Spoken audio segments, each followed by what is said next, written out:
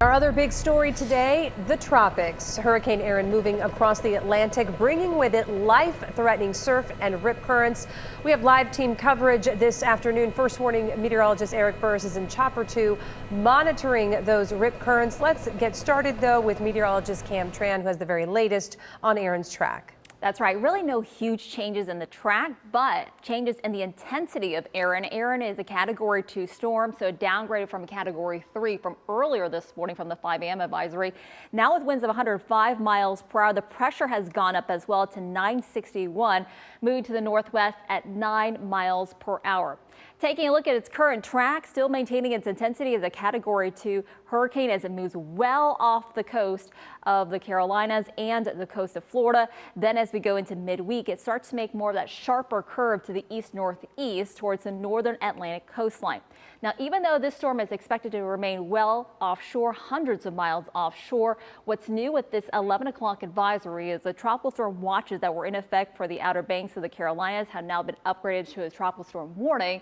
And in addition to that, the southern coast of Virginia, including Virginia Beach, has now been added to a tropical storm watch.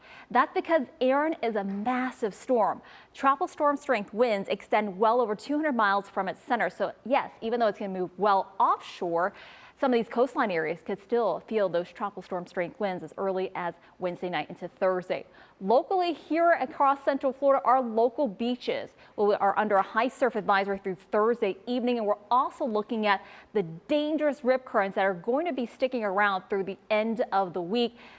First warning meteorologist Eric Burris will have a little bit more on that, but this week is definitely not the week to be heading out to the coastline. Things are not looking great for both mariners and those heading out to the coast. And our team coverage continues now with first warning meteorologist Eric Burris in Chopper 2, Central Florida's only eyes in the sky, with a closer look at the rip current risks in Brevard County right now. And Eric, it's already rough out there. Yeah, you know, we've been watching over the last few minutes' time since we've gotten on station here in Cocoa Beach, and the one thing that we've noticed is that the beaches are fairly sparsely populated with people actually going into the water. Let me just show you who's in there. It's surfers and experienced paddleboarders. It's the folks that know exactly what they're doing in the waters there, right? Because these surf readings have been picking up. To give you an idea, those high surf conditions are basically justified because waters are breaking about 3 to 4 feet right now. But that said, it's already picked up from this morning. When I was on our Facebook, YouTube, and X pages this morning doing my Coffee Talk broadcast, it was more like 2 to 3. It's definitely picked up 2, 3, 4 now, and expected by this afternoon running about 4 to 6 feet breakers.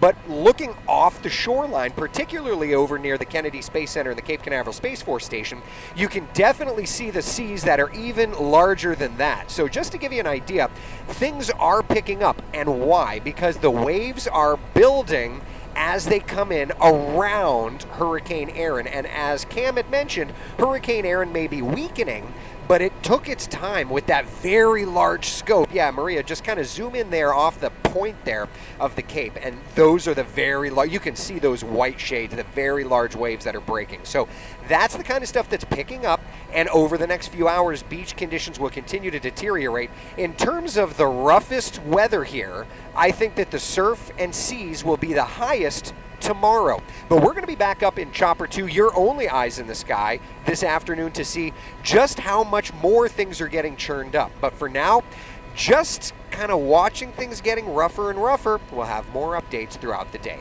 That's the very latest covering Brevard County live at Cocoa Beach. I'm meteorologist Eric Burris, WESH 2 News. All right, Eric. And we